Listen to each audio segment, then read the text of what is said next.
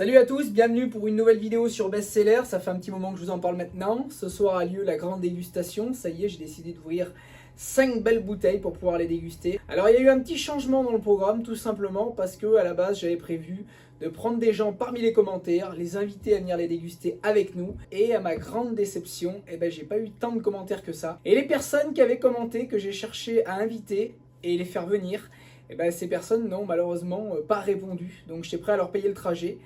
Visiblement, ça n'intéressait personne, donc c'est pas grave. En tout cas, cette vidéo me tenait à cœur, donc je voulais la faire quoi qu'il arrive. Donc j'ai décidé de la programmer différemment. J'ai choisi la bouteille. Parmi les bouteilles qu'il y avait à sélectionner, il y avait la Guigal Côte-Rôtie turque, que je n'ai pas choisi parce que je l'ai déjà goûté plusieurs fois, donc je savais à quoi m'attendre. Idem pour la fleur de Pétrus, bien que le millésime tentait, 2009. Ensuite, il y avait Pavillon Rouge de Château Margaux. Celui-ci m'a beaucoup fait réfléchir, mais j'ai déjà goûté son grand frère plusieurs fois, alors je m'attendais forcément à moins bien. Vu que je connais moins les Languedoc, je me suis orienté vers le Clos des Truffiers. Ça va être l'opportunité pour moi ce soir de goûter un des 5 grands vins du Languedoc, donc ça va être génial. Le Château Lanéglié produit 3000 bouteilles généralement par an sur le Clos des Truffiers. C'est en appellation du Languedoc, et sur le dernier millésime 2021, la bouteille est complètement différente, et c'est ça qui a attiré ma curiosité. Je vais traduire. Sur le 2019, vous constatez sur la bouteille qu'il y a marqué Languedoc, Clos des Truffiers. Sur la bouteille de 2021, on n'a plus que marqué C des Truffiers. L'appellation Languedoc a disparu. Au dos de la bouteille, on peut constater appellation vin de France. Pourquoi? Je n'ai pas trouvé d'explication exacte. Ma réflexion m'a fait dire qu'il y a deux options possibles.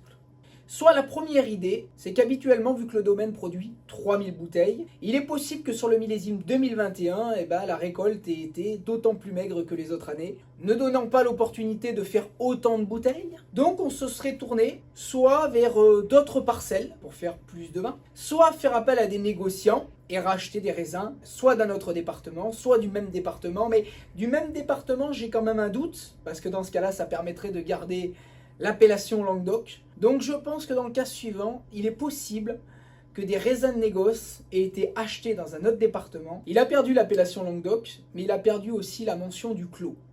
Un clos, c'est une parcelle de vigne délimitée, et là on est sur un clos. Donc ça veut dire qu'on peut mettre la mention clos sur une bouteille à partir du moment où la bouteille provient que d'une parcelle bien délimitée, et non pas de plusieurs parcelles différentes. Donc on n'a plus affaire au clos des truffiers, mais au C des truffiers. Donc ça, c'est la première hypothèse. Alors, ça a un côté un peu de tricherie. Je trouve ça dommage, mais c'est possible.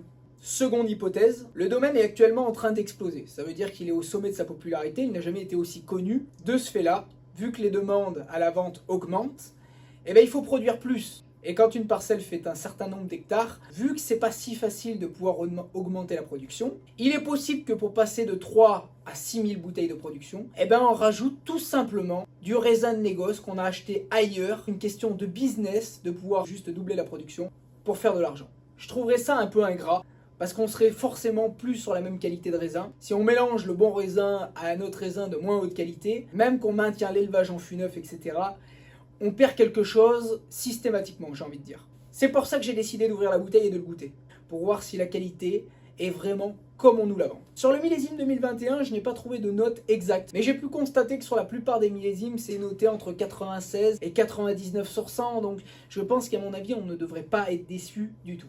Alors ce soir, on va faire la dégustation à l'aveugle, sous forme de jeu. On va mettre un vin de chaque région. On a un peu oublié la vallée de la Loire, on n'a pas mis de Chinon ou de Saumur-Champigny, ce qui est dommage. Parmi les vins que j'ai pu mettre, en Bourgogne, j'ai mis un Pommard du domaine Jean-Marie Bouzereau, qui est un Pommard extraordinaire. Beau millésime, 2019. Le domaine Jean-Marie Bouzereau sur le Pommard, c'est 10 000 bouteilles de production avec 50% de fût neuf chaque année. On est en 100% Pinot Noir, comme tous les Bourgognes. Pour le second vin, j'ai choisi un Bordeaux. Alors les Bordeaux, moi j'aime les boire vieux. J'ai pris le Château Trop Longue, Mondo, en millésime 2006, qui était un millésime mis un peu à l'ombre par rapport à 2005 qui a été très bien. On a un peu oublié 2006. C'est un vin qui a presque 20 ans. On est presque au sommet de l'apogée, j'imagine. Donc là, on est à dominance Merlot, 80% Merlot, un petit peu de Cabernet Franc et un petit peu de Cabernet Sauvignon, comme il se faisait à l'époque. Alors pour ce troisième vin, on va passer du côté de la vallée du Rhône, sur un domaine que j'aime beaucoup. Le domaine Rosier produit des Côte-Rôties. Donc là, on va être sur la gamme intermédiaire, on va être sur la Cœur de Rose. Après, ils font la BC, qui est la première, et la Drevon, qui est la dernière. Sur la Cœur de Rose, on a un peu d'élevage dessus, donc ça lui donne des arômes plus en finesse. Alors, généralement, chez Côte-Rôties, on arrive souvent à retrouver dans les domaines 5 à 7% de vionnier, puisque dans l'appellation, on nous permet de mettre du blanc. Dans celle-ci, elle est en 100% Syrah, avec 20 mois d'élevage et 50% de fût neuf chaque année. Et pour le dernier vin, j'étais obligé de faire un petit clin d'œil à ma région, qui est l'Auvergne.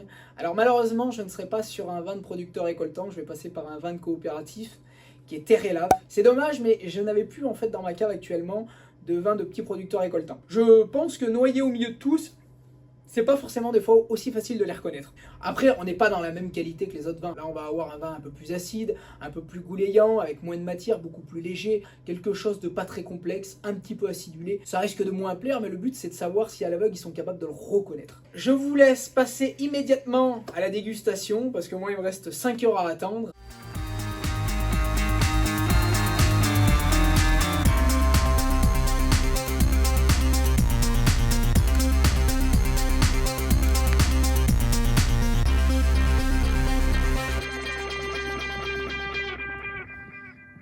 Bon, ben, bienvenue pour la dégustation en tout cas, voilà. Alors dans les bouteilles, je t'ai représenté toutes les régions.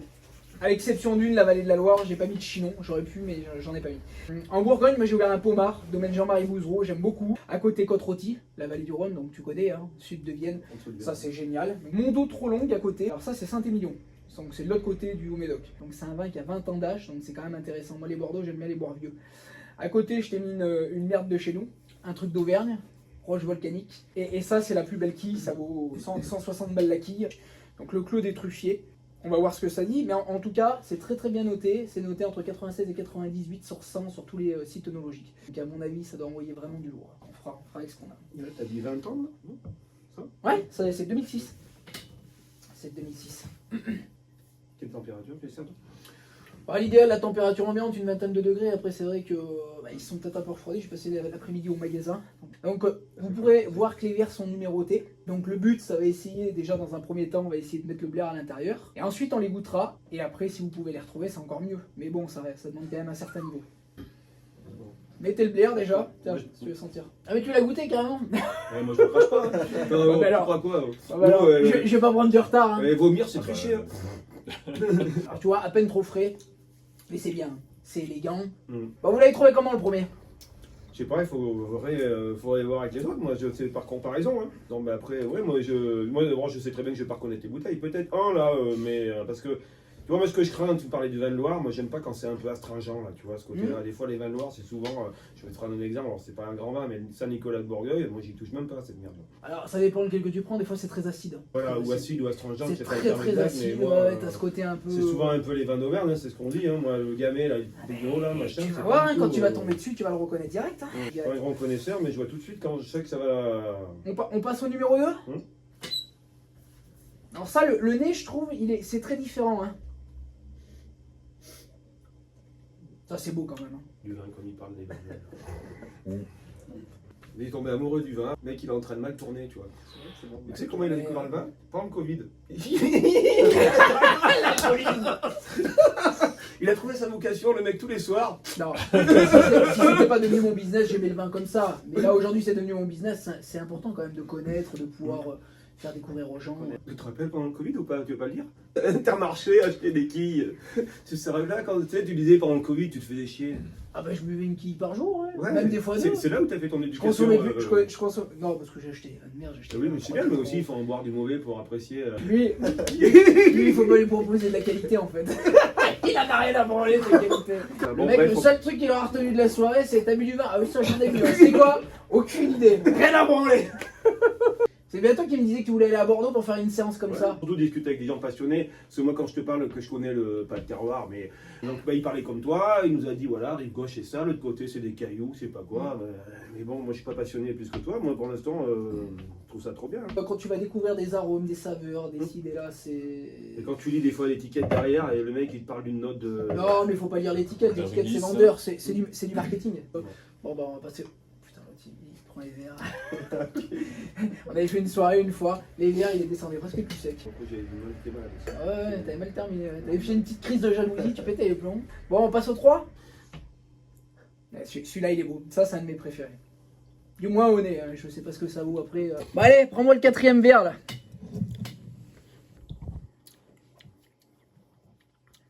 Ça je dirais que c'est le pire. Ça, c'est le vin d'Auvergne. Non, c'est le vin d'Auvergne. C'est le vin d'Auvergne. Ouais. Ah, Oui, c'est le vin d'Auvergne. T'as gagné, c'est le vin d'Auvergne. Non, non, c'est bien le vin d'Auvergne celui-ci. C'est bien le vin d'Auvergne. Allez, on goûte le dernier. Et après, on fait un petit bilan, on développe.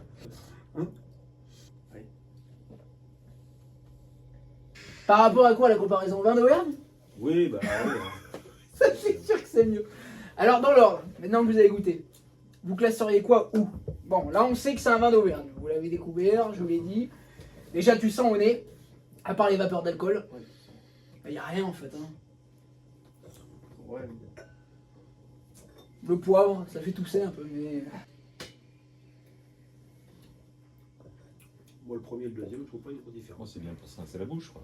Entre le premier et le deuxième, tu vois pas de différence? Ouais. Sans plus. Moi, Sans plus. je suis pas averti comme toi. Moi, j'en ai Averti. J'en bois tous les jours. Hein. Ça, c'est un peu plus boisé, moi, je dirais. Ton numéro 3? Ouais. Ah, gagné. Ouais, t'as plus de bois. Après le numéro 3, je pense qu'il a un poil dépassé. On a dépassé un peu l'apogée. Je pense qu'on est allé un peu loin. Ça veut dire quoi, ça? C'est qu'en fait, le vin a plus ou moins une durée de vie et il y a un moment où il va être meilleur, il va mettre longtemps avant de monter. Celui Et qui a puis 20 ans. après, ouais, c'est celui-là. Ouais. C'est celui-là. Tu le reconnais en fait à la couleur. Tu vois, on a cette couleur un peu rouille, un peu détachée. Tu vois, c'est même au nez. Hein. Donc c'est puissant, vraiment, t'es sur des arômes plus boisés. Au nez, c'est beau. Et en fait, en bouche, je trouve que c'est un peu. Moi, dans ma voiture, je vais aller chercher. Là, j'ai un Obédoc. Là. C'est des trucs, c'est puissant, comme ils disent. Là. Ouah, punaise, comme ça. C'est pas mal. Mais tu sens que. Tu sens que le vin commence à s'abîmer un petit peu légèrement. Tu vois. C'est un vin qui potentiellement est à boire jusqu'ici. Et là, faut pas trop tarder. Quoi. Alors, lequel que tu dirais que c'est ton préféré, toi? Moi, je dirais le dernier, là, le 5. Le 5? D'après toi, c'est quoi? Donc là, on a le Bordeaux en numéro 3. Le dernier, moi, je dirais. En numéro 4, on a le vin d'Auvergne. Moi, je dirais le Pommard, tiens. Celui que tu préfères, tu dirais le Pommard? Je sais pas, ouais, j'ai l'impression. Ouais. Tu dirais quoi, toi? Le numéro 5? Ouais. Attends, laisse-moi goûter ça. Déjà, il y a de la texture, hein. Il y a de la matière, c'est épais, c'est rond. Ah, c'est une salade de fruits au nez, hein. C'est un festival d'arômes, c'est... Ah ouais, c'est une salade de fruits, hein. Oh punaise. T'as l'impression d'être promené en forêt, tu ramasses des murs, tu fous le blaire dedans, c'est ça? Oui. Ce qui serait bien, c'est que les classes. Ah, l'équilibre en bouche, tout. Ah, c'est vraiment magnifique. Hein. C'est Claude des Truffiers, ça. Ouais, c'est Claude Truffier, tout à fait. C'est le plus cher, c'est la quille la plus chère. C'est beau, hein. Franchement, c'est beau. D'accord, comme application, quand tu achètes des trucs, c'est fiable ces applications? Ouais, plutôt, ouais, plutôt. C'est laquelle? Moi, j'ai Vino, je sais pas. Ouais, Vivino, c'est la plus connue. T'as Vivino, Ideal Wine, les deux sont... Bon, il nous en reste deux en premier, là. Vous diriez quoi? Côte-rôti, Pommard. Eh ben, t'es bon, t'es bon. Le premier, c'est le Pommard. On le reconnaît, beaucoup plus léger au niveau de la texture. Tu vois que le Pinot Noir, en fait, c'est un raisin noir à jus blanc. Donc forcément, bah, t'as moins de matière. C'est comme le numéro 4. Tu vois, c'est deux Pinot Noirs. Et en réalité, tu vois qu'il y a peu de matière. À part qu'il y en a un qui a du nez et l'autre qui a rien du tout. Voilà. Et après, sur le numéro 2, eh ben, on a le côte rôti. Et finalement, t'avais pas aimé la dernière fois le côte rôti, là maintenant t'aimes bien. Ben ouais, il est pas mal celui-là. Eh bien, hein. Moi c'est un vin que j'aime beaucoup. Hein. L'autre jour c'était le Giscourt que t'avais trouvé bien. Ouais, le Giscourt, il était bon, putain. Est-ce que t'as des vins pour toi qui valent le Giscourt que t'as goûté l'autre jour ou bof? 3. Ah, le 3 il est beau. Ouais, le 3. Mais ils sont un peu frais là malheureusement, tu vois. Il faudrait les faire monter en température, ils sont un peu frais. Tu sais, si tu devais les faire déguster pour comparer, tu commencerais par quoi? Bah là j'ai choisi un ordre de façon à vous tromper un peu. Il fallait commencer par quelque chose d'un peu moins tannique, vachement léger. Donc le Pommard c'était bien, c'est à la fois fruité. Et l'avant-dernier, le vraiment très mauvais qui arrive juste avant le meilleur, tu vois, c'est pas mal. Là, tu vois une différence énorme.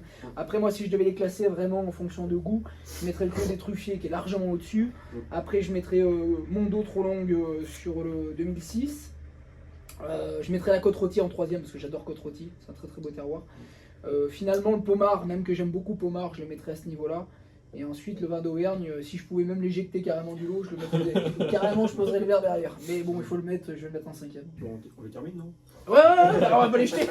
Tenez, regardez, je vous ai préparé une planche de charcuterie et fromage, Saint-Nectaire, fourme d'Ambert vu que c'est le coin, saucisson au cèpe, vous allez vous régaler. Merci. Je dis servez-vous, j'ai pas dit jeter les par terre. Après c'est vrai que là le Claude des Truffiers, j'avais jamais goûté, putain c'est beau quand même. Après c'est toujours personnel, est-ce qu'on est prêt à mettre 150 ou 200 balles dans une quille, est-ce qu'on n'est pas prêt à les mettre?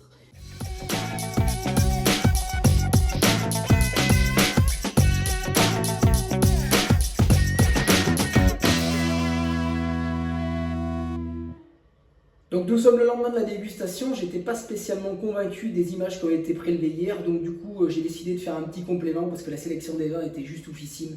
Et j'ai gardé un fond des 3 meilleures bouteilles, hélas le domaine Jean-Marie Bouzereau en Pommard a été totalement terminé lui. Le vin d'Auvergne aussi, d'ailleurs on va rien manquer. Donc je tenais à faire une seconde vidéo plus explicative vraiment pour faire un peu le point sur ces vins, histoire vraiment de mettre un peu plus de termes techniques, un peu plus de précision. Alors on va tout d'abord parler des deux vins qui ne sont plus là. On va revenir sur le Pommard Jean-Marie Bouzereau, qui est un Pommard que j'affectionne particulièrement, qui est vraiment très très bien. C'est un très très beau Pommard en millésime 2019. Donc déjà au nez, un petit peu moins évolué que les autres, parce qu'on avait vraiment du lourd, il y en avait sur le nez, c'était vraiment puissant. Le Pommard a été un peu moins évolué sur le nez, on avait un nez un petit peu plus discret, un petit peu plus acidulé de petits fruits rouges. Au goût également, on était sur les fruits rouges, sur de la groseille, sur de la framboise. Ce Pommard est quand même d'une finesse, très élégant, très polyvalent. En fait, c'est vraiment le style de vin qu'on peut marier avec n'importe quoi. On va aussi bien pouvoir boire à l'apéro que pendant le repas. Ça peut plaire autant aux hommes qu'aux femmes. Moi, je trouve que le Pommard est particulièrement polyvalent, sur des arômes de fruits très prononcés, mais vraiment de petits fruits rouges acidulés. On est quand même sur un produit assez qualitatif que j'aime beaucoup, voilà. Mais il était sympathique. Et pour faire le comparatif avec le vin d'Auvergne, qui est presque sur le même cépage, puisque sur le vin d'Auvergne, on a assemblage gamay pinot noir. Et c'est vrai que sur le vin d'Auvergne, on retrouve un vin très acide. Au nez, on n'a que des vapeurs d'alcool. Pas super agréable, en fait, le nez du vin d'Auvergne. Après, à la dégustation, on a un vin qui est quand même très goulayant, assez acide, plutôt astringent en bouche. Ce vin d'Auvergne n'était pas spécialement agréable. Alors pourtant, quand je le bois juste comme ça, en unique vin, je le trouve pas si mauvais. Mais parce qu'on n'a pas de point comparatif, et mis au milieu de vins de si haute qualité, on se rend compte que c'est quand même un vin assez limité. On ressent un peu plus le goût d'alcool, beaucoup moins le goût des fruits, l'équilibre est assez moyen, très peu de structure, très très fluide, assez peu convaincant. Je vais me resservir un petit verre de chacun de ces vins, et on va en débattre ensemble. Naturellement, je vais m'orienter en premier vers la côte rôtie, parce que j'ai remarqué qu'il était un petit peu plus discret que les deux autres vins, parce que j'ai peur de ne pas le sentir si je bois d'abord les deux autres. Donc quand je les ai versés, j'ai pu constater, on peut presque en réalité les reconnaître déjà à la couleur. Donc on voit qu'il y a pas mal de rondeur quand même, hein, il y a un peu d'accroche au verre. Il y a un joli bouquet hein, quand même. Hein. Et au nez, on est vraiment sur des arômes de fruits, mais très très prononcés, et ça c'est beau ça. Ah, le nez est très évolué quand même. On voit qu'il y a du potentiel. Alors forcément en bouche c'est beau. Hein. C'est sensuel, c'est délicat. On ressent presque pas l'acidité. Les tanins sont vraiment très légers, hein. Très fluides. Ah non, non, on voit qu'il y a du travail. Alors ça, c'est ma troisième préférence sur les vins. Non, non, ce vin me plaît beaucoup. Ce vin me plaît beaucoup. Très séduisant quand même. Mais en bouche, en réalité, on reconnaît totalement la côte rôtie. Je pense qu'on me le mettrait au milieu de 10. Je goûte ça, je suis quasiment sûr de reconnaître que c'est côte rôtie. Ça me rappelle presque un goût de cerise. On a ce goût de cerise qui revient en bouche. J'imagine une grosse cerise noire un peu confit. C'est beau, hein, franchement. Même à l'apéro, sans manger quelque chose, c'est très très beau. Bon allez, on va passer au suivant. Alors pour le suivant, on va passer du côté de la rive droite de Bordeaux, dans le Libournais, à Saint-Émilion, sur le domaine Trop-Longue-Mondo. Donc là, je vais essayer de rapprocher le verre. On peut constater vraiment une couleur très rouille. Hein. Le vin est un petit peu voilé, beaucoup plus trouble. On voit que le vin a vécu. La coupe est bien évoluée, un léger dépôt. Et puis au nez, c'est expressif. Hein. On est vraiment sur quelque chose de truffé. Là, j'ai les champignons. Hein. Tout de suite, je mets le nez. C'est les champignons. Quoi. Quand je sens cette odeur, j'ai envie de manger une viande. Voilà. J'ai envie de manger une pièce de bœuf. Et ça se marie avec une viande. Je vais un peu plus craindre à l'apéro, parce que c'est pas le genre de vin que j'ai envie de boire à l'apéro. Mais avec une viande, c'est juste magnifique. Hein. Cette couleur très évoluée qui a vécu.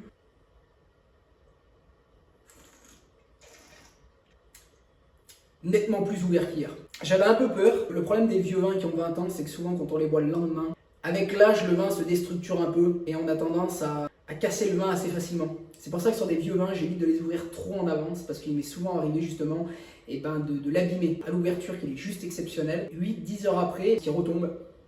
Et là, c'est pas le cas du tout en réalité. Malgré qu'il ait été ouvert hier, il est vachement plus évolué aujourd'hui, on a vachement plus d'arômes, et là on retrouve vraiment ce goût truffé. Hein. Et je connaissais pas du tout ce domaine, c'est pour ça que c'est une vraie surprise pour moi, mais domaine Mondo Trop-Longue, franchement beau. Hein. Vraiment, il y a du matériel, hein. Là on voit qu'il y a du potentiel. Hein. Hier j'aurais même eu presque tendance à dire que le vin était un peu plus fermé, Et je pensais même qu'il était sur le déclin.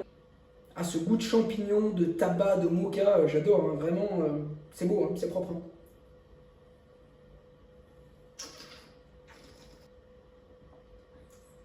Ouais, là on y est. Là on y est. Là si vous êtes passionné de Bordeaux, Mon dos trop long 2006, faut même pas hésiter. Ça vaut le prix, hein, franchement. Donc là on passe sur le fleuron de la soirée, le Clos des Truffiers, qui était la plus belle bouteille. C'était vraiment la bouteille que tout le monde attendait.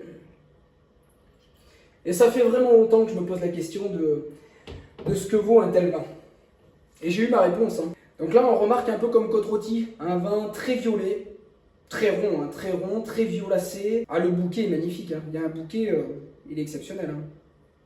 Ah, au nez, c'est beau. Au nez, c'est un festival d'arômes. C'est une explosion. Hein. C'est une bombe atomique de saveurs. Hein. C'est vraiment. Mais même d'ici, en fait, le vin dégage une intensité. C'est arrogant comme vin. Vraiment, c'est beau. C'est magnifique. C'est magnifique. Alors bien évidemment, c'est un vin qui est trop jeune, 2021, c'est un vin qu'il faudrait boire dans 10 ans. Mais déjà, il y a un potentiel, mais juste extraordinaire.